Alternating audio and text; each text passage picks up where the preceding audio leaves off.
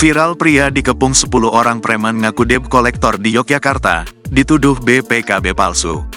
Kejadian diduga penipuan berkedok debt kolektor tengah viral di jagat media sosial. Informasi itu diviralkan oleh akun X yakni @merapiuncover pada Jumat tanggal 10 Mei tahun 2024. Salah satu pengirim video menjelaskan peristiwa penipuan tersebut menimpa pamannya pada Senin, tanggal 6 Mei tahun 2024, sekitar pukul 14 WIB. Dugaan penipuan itu berawal ketika salah satu saudara pengirim video terpisah dari rombongan keluarga saat berada di daerah Tegalrejo. Mobilnya dihadang oleh 2 mobil dan 2 sepeda motor yang berpenumpang sekitar 10 orang. Sehingga saudara saya tidak bisa maju maupun memundurkan mobilnya, tulisnya. Ketika dihadang, seorang pria dari kawanan tersebut mengetuk kaca pintu mobil sang paman dan memintanya untuk keluar. Kawanan tersebut kemudian menyodorkan beberapa tagihan mobil yang harus dibayar. Jika tidak, mobil tersebut akan ditarik paksa oleh mereka. Padahal mobil tersebut bukan didapat dari leasing melainkan dari pembelian kepada pemilik showroom di daerah Kota Bondowoso dengan BPKB dan faktur STNK atas nama Hamidah, tulisnya. Salah satu dari mereka kemudian menyodorkan surat penarikan dari Kredit Plus BPKB atas nama Kadek Manurung untuk penarikan mobil.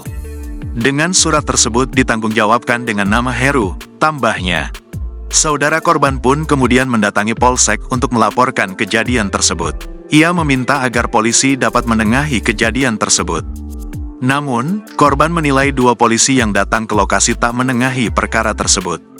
Malah seakan-akan cenderung menuduh bahwa BPKB dan surat-surat paman saya palsu karena tergiring opini dari preman-preman tersebut, tambahnya.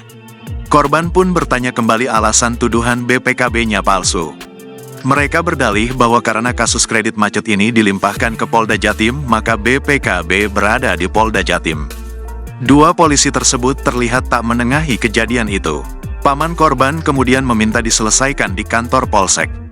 Namun karena adanya beberapa pertimbangan dan saran dari masyarakat setempat, saat di tengah perjalanan menuju Polsek, kami memutuskan untuk ke Ditlantas Polda DIY, tulisnya.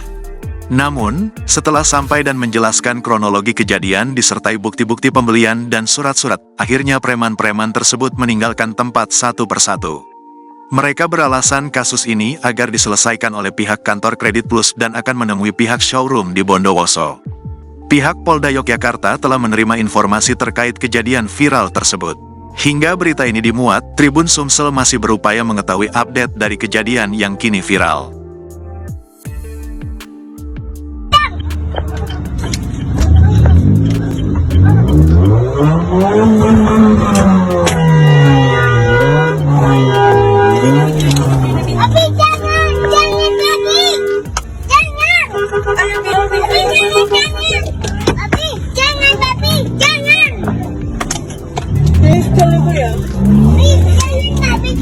Download Tribun X sekarang, menghadirkan lokal menjadi Indonesia.